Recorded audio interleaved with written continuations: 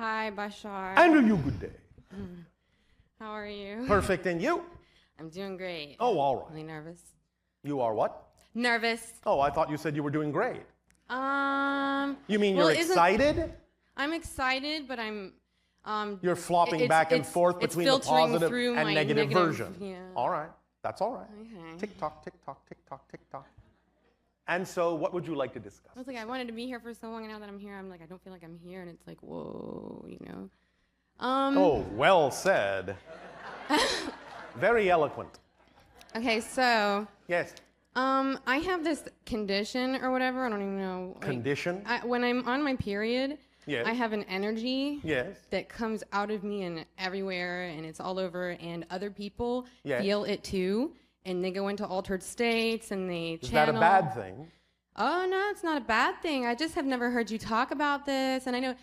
You're always giving off different kinds of energy frequencies that people who are sensitive to them can pick up on.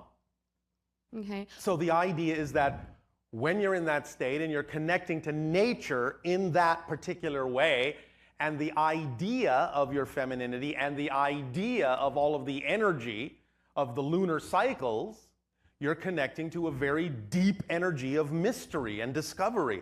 And sometimes people can align with that and go along for the ride, and sometimes people may be a little bit afraid of that and not want to do that, but that's all right. You can be within yourself and give off that vibration to invite people to go on that journey of investigating the deep mysteries within their consciousness, or not. Is this all right? Yeah, it's great. Yeah, I used to like... yes. Yeah, I used to define it negatively or whatever, but now I know that it's a good thing. And if I see somebody else projecting or doing something, I'm just like, uh-oh, that's probably me kind of doing that to them. You know, because sometimes they may again translate be picking up on things that they don't want to look at within themselves. Yeah. Anytime someone picks up from you something that they don't want to look at within themselves, they may resent it and project that resentment onto you. But that's just another way of saying that they're afraid to look at the issues within themselves that your energy may be putting them in reminder of. Okay. You understand? So if you know it's not anything that you're intentionally doing, yeah. and you understand it's their issue, you can let them work through it and let them do whatever it is that they feel like saying or doing or going away or what have you.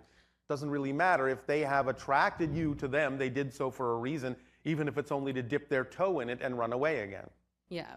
And my guru, Mahashakti Anandini Ma, she has this, she calls Shakti, and other people tune into her energy to help them reach altered states. Yes. Is that like what I'm doing with my energy? Can other people use that as a permission slip to go into this, like my guru does? Sure, why not? So that's the thing that does happen. It can, yes, if they choose to use it that way. Okay. Anything else? Yes. All right.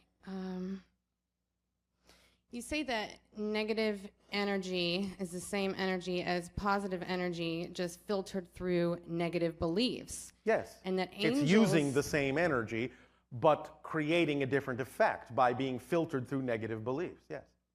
So demons can attach to your negative energy and amplify your negative beliefs and amplify that. It's not really an attachment. You might attract any different kinds of beings that might be choosing to operate on those negative levels and thus form a kind of an affiliation or an association where you magnify and amplify each other in that particular kind of energy.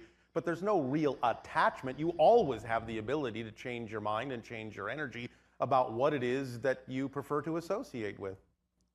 Well, sometimes I wake up and there's an energy. It makes it impossible. Like, I know that I'm not worthless, and I mean, I've worked on this. I know this. Yes, makes it impossible to do what? Which is actually not possible, that something can be impossible, but go ahead. I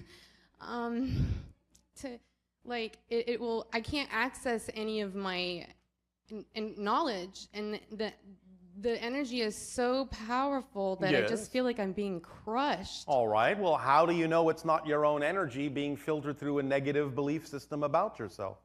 That's what I'm saying. I have no idea what that belief system is because keep digging. Usually worthlessness. Keep digging. That's usually it may not be an issue of worthlessness. It can be other issues. Everybody else that I know in my life will seem so distant, like I've already lived 1,000 lives past it, and everybody's dead and gone, and I feel really not even alone. Like I feel one with everything, but I just don't feel like I'm here. Like I remember who I am and everything, and it's shocking. Yes, so. So yeah. But you obviously chose to be where you are for a reason. Mm-hmm. What do you imagine that reason is? Is there something in your life you would rather be doing that you're not doing yet? Expressing yourself in some creative way you're not expressing? Yeah. Such as? Well, I don't know. Oh, yes, you do. Otherwise, you wouldn't have said yeah. You would have said, I don't know, first. Well, I like to make everybody feel like an energy of like happiness and go into like the zone, the gamut together. By doing what? What is your preferred method of expressing your love, your creativity, your positive energy? What are you not doing you would rather be doing? I like to do psychotherapy with people, the belief discovery stuff. And are you doing it? Yeah, I am with my friends sometimes. But what is it you're not doing yet that you would rather be doing? What is it that I... Yes. Is there ways you could be expressing your joy more fully? Your preference and your excitement? I could feel worthy enough to, like Socrates, just walk around and be like, hi, everybody. What's your name? I'm Cheryl. Yes. Talk with me. Love yourself, you know, and all that. But sometimes I, like, go to approach somebody and I'm like, I don't want to do it. Why? You know? Why? We do it. Because they look at me and they're like, you're weird. So what? So what? So you are holding yourself back. Who does that, you know? You are holding yourself back. Yeah. Why? Why? Because people look and they're like... So what you're saying is you are not willing to be yourself because of what other people think. Yeah. That's what well, I'm then saying. you're holding yourself back. And you know perfectly well then yeah. what you're doing. When I was a kid, it was easier. And now I feel like because I'm 31, I'm aging. You're still a kid to me. Yeah. What do you like? I'm 154 right now. You are a whippersnapper. Yeah, that's pretty cool. You said that nobody would channel the cats or something like that. I didn't say that. Okay, well, their energy is freaking crazy. They're weird, and they're really invasive, and they're so artistic. Who is and invasive? Happy. The cats. No, they're not. No, they're not. They go in, and then they like... They are not doing anything you're not inviting in. Yeah, I like it, and, you know, it's just very strange. It may be strange, but that doesn't mean it's invasive. Yeah. It seems like there's, like, one cat, like, Stop. governing. Stop. The other... You need to get a handle on your definitions. Okay. So you need to take some time, be reflective, be introspective, go inward, and start examining your inventory of definitions that you have about these things, because the words that are coming out of your mouth are very revealing as to why you're feeling confused about these things, because they are saying very clearly that you have definitions that are out of alignment with who you prefer to be, and that those definitions aren't working for you. Mm-hmm. So take some time to do some self-investigation and find all the definitions that are out of alignment with who you prefer to be. And when you catch yourself using definitions like, it's invasive, stop. Well, I'm not defining invasive as a bad thing Stop. necessarily. Stop. Okay. Don't ramble on. Stop yourself and do some self-investigation. Don't cover it up with extra words. All right? But isn't that what you do when you like channel? You just keep going, kind of? What I'm saying is, stop. Okay. You need to take stock of certain definitions in your inventory and let go of the ones that are not helping you feel centered and balanced. All right? Yep. All right. So if you are willing, do that. It will help. Thank you very much. And then you will know exactly what to say, when to say it. Yep. And it doesn't have to be in any way, shape, or form expressed in a way that will be reflected back to you as if you're out of control. It will be more precise. It will be more well-timed. It will be more artistically expressed. Okay. All right? Are these cats our cats, like our house cats, or do they have another planet? Or something like that? Like, because they think like maybe it's our cats or something.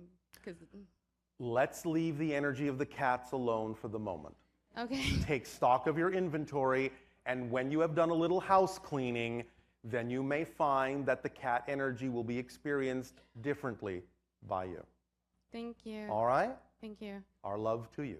Love you. Good day. Bye.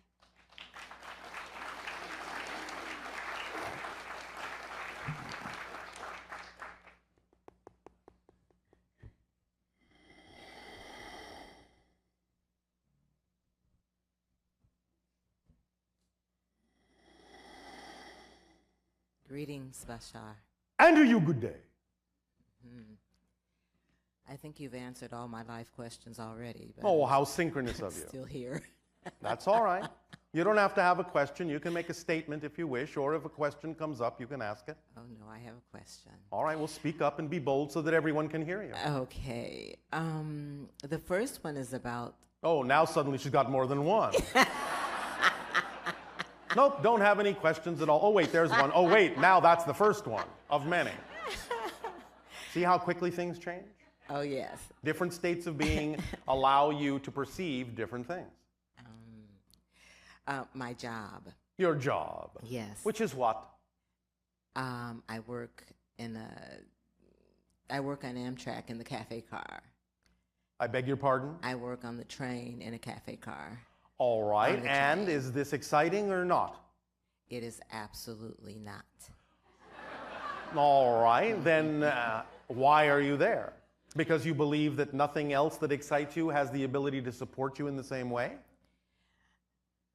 Pretty much that's it, yes. All right, well, are you at least in whatever time you have acting on your highest excitement to the best of your ability with no insistence on a particular outcome when you can, to give your excitement an opportunity to show you that it can actually support you? Are you at least doing something to allow your excitement to reveal and prove to you that you can be supported? Yes. Such as? I'm going to school, To do what? voice acting. Voice acting. All right, this is exciting for you? Yes, I love it. Oh, all right. So, again, please remember, you have to honor whatever belief system you already have that you believe you need in order to be supported in life. It's not going to help you to jump the train if you don't believe that there is something soft to land on. So until such time as you prove to yourself that your excitement is capable of supporting you somehow, it would be wise to hold on to the things that you now believe you do need for support. But the rate at which that changes is up to you. The more you are willing to act on your excitement in all the ways that you can and be passionate about your passion, doing everything you can, every opportunity that you can act on or invent to act on your excitement to the best of your ability with zero insistence on a particular outcome, zero, then you will begin to see the synchronicities piling up. More opportunities will come to give you more opportunity to act on your highest excitement and allow your excitement to prove to you that it can support you in life. And then bit by bit, you will feel comfortable letting go of the things that you're doing now that are not representative of your excitement. And whatever that pace is, whatever that transition time is completely up to the rate at which you're willing to believe that your excitement can support you fully in life. But that pace is up to you. Is this making sense? Absolutely. This is just physics, you know. That's all it is. Nothing mysterious about it. It's what you put out is what you get back. Mm-hmm. Well, so Yes? another thing that I do is... Speak up, speak up. Another thing that I do, I'm a vocalist. I sing. Well, then speak up. So, Yes, so that's another expression of your excitement. yes, it is. All right, well, what are you doing to take action in that direction already? Anything at all? What are you doing? I sing at different churches. All right, and this is fun and exciting for you? I love it. All right, and again, now, do you have a belief that the things that excite you are not capable of supporting you? I have a belief that, one is that I'm not good enough. Not good enough. So I say that, and then somewhere in the back of my mind says, well, that's not true. So I have... Well, which one are you going to listen to?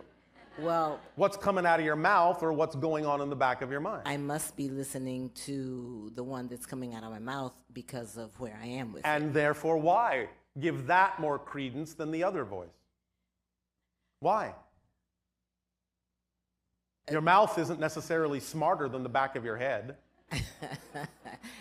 Well, listening to your conversation about the negative energy, Yes. that appears to be the most powerful energy that I listen to. Because you believe that it is.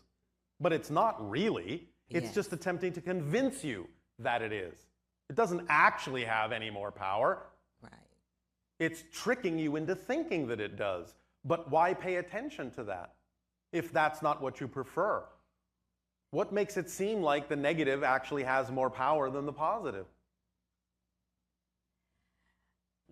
Well, Yes. sometimes I'll look to the past that does not exist. Well, And then, if you know it doesn't exist, what are you looking at? Nothing. I know.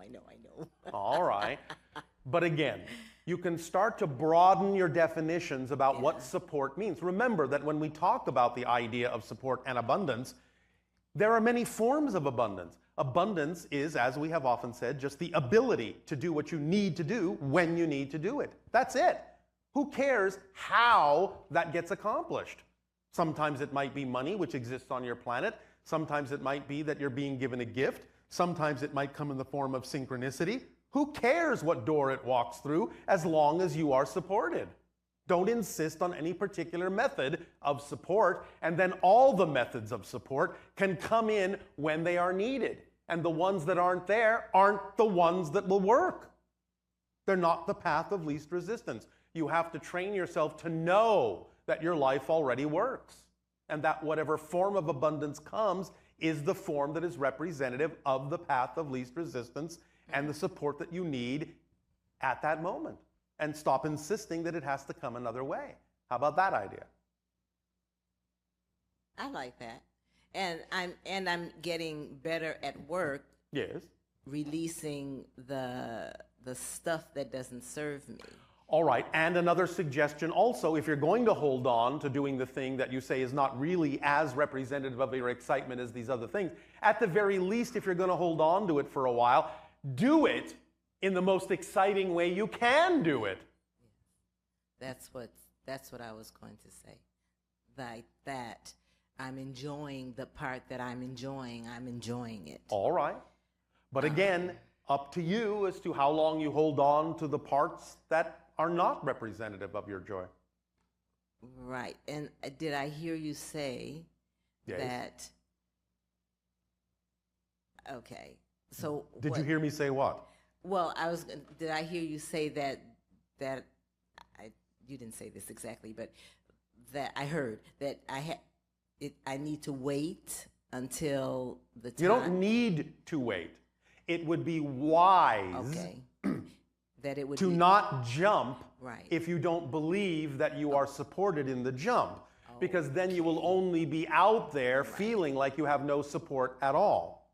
I see. So, but it's up to you as to when you believe that acting on your excitement will support you instead of the support you're getting from the thing that you don't prefer to do. The universe doesn't care which one you choose, you know. Yes. It's up to you to decide what is capable of supporting you. And if you know that there's really no reason at all to assume that your excitement can't support you, then you will make the shift. If the thing that you don't prefer is capable of supporting you, why wouldn't the thing you do prefer be capable of supporting you? Where's the logic here? Well, there isn't any. Thank you. Well, when you really start to realize how illogical this is, you will start to feel more confident about the idea that your excitement can support you, because that's what it's designed to do. That's literally what it's designed to do. Because any definition of excitement that contains anything but the ability to be supported guided effortlessly through life, driven forward in the way that you need to be. Any other definition than that isn't a definition of excitement. It's something else. It's not possible for a true definition of excitement to contain an inability to be supported in your excitement. That just means you're choosing something other than excitement when you have that kind of an experience, that you're suddenly not supported. It doesn't mean your excitement isn't supporting you. It means that you stepped out of your excitement. Mm-hmm. That's your first clue. So because what it feels like is in the way is the fear of not being able to support myself. I know that's what it feels like, but Yes. remember, feelings don't exist in a vacuum. They come from what you believe to be true. Right. So if you feel like your excitement can't support you, that means you're holding on to a belief and a definition of excitement that isn't a definition of excitement, that says if I act on my excitement, I may not be supported. But if you understand the definition of excitement in its pure form, you will understand that that statement cannot be a definition of excitement. It's a definition that's different. I see. So you haven't yet actually created a true definition of excitement for yourself. You haven't yet truly allowed yourself to understand what a pure definition of excitement actually is. You're still toying around with other definitions that may in some way seem or appear to be sort of kind of like a definition of excitement, but they're not. They're something else altogether and will give you a different reality experience altogether. If you have a definition that says, well, I would like to act on my excitement, but I'm not really sure it can support me, what kind of a reality reflection do you think you're actually going to see in the things that pop up in your life? You're going to get opportunities that are going to look like your excitement that are not going to be able to support you because you don't believe that your excitement can. So you're getting exactly what you asked for. Yes. Something that looks like excitement that can't support you. That's a reflection of what you're putting out. It's that simple. You just have to be clear based on the reflection what you're putting out and make course corrections and adjustments to actually allow yourself to go into a true definition of excitement so that you can get a true reflection of excitement. Not that you need to. That's the paradox. Remember that the idea, the measure of true change within yourself is not whether the outside reflection changes, it's whether you respond differently to the outside even if it still looks the same. That's how you prove you've changed. Because you're not making your state of being conditional on what's happening around you. You're just making a statement that this is the state of being I prefer, and it doesn't matter what's going on around me because those things can't affect me in any way I don't choose to be affected. So it doesn't matter what's happening. They're just circumstances. They're just neutral. They're just props. I choose what state of being I prefer, regardless of what's going on around me. And when you do that, then paradoxically, what's going on around you has more opportunity to change to reflect the true change you've made. Not that it has to, not that you need it to, it just will because now you have proven you've truly changed because you don't care whether the outside changes or not. You're going to be happy anyway. Yes. And that's when you're truly happy, and that's when the outside can actually reflect the happiness back to you. Is all this making sense? Oh, absolutely. Yes. Is this helping? Yes, it is. Are you willing to sing a new song? Absolutely. All right. Then thank you. I have one more question. Do you? Yes. How abundant in questions you are. And it's about age. Age? Yes. You mean Getting like old. the Cretaceous period? That kind of an age? Or a millennium? That kind of an age? No, or like do you mean your own personal yearly, age? My own personal yearly age. Yes, I know. Just having a little fun to lighten you up about that concept. What about your age? How old are you? I'm 71 years young. Yes. So if you know that you are young, why are we talking about your age? Well, because that's a word that comes out, but I do feel older. And Well, you feel more mature. Yes, and the body doesn't do what it wants to do all the time. So what? You will find ways to act on your excitement in ways that now fit what you are capable of doing, and paradoxically, when you do that, you may find your body is capable of doing more. When you let what is be what needs to be, and be okay for what it is now, and act on it to the best of your ability as it is, you create more opportunity for what is to become something different. And adapt to your energy that you're putting out. So move forward to the best of your ability. That's all you need to do. And you may surprise yourself at what you'll be capable of doing when you're not holding yourself back from being who you truly are. Mm-hmm. Remember that the concept, in many ways, of the so-called negative side of aging on your planet is because you're actually not moving forward in your true energy. You're stagnating, you're holding back, you're not letting your full energy support your body.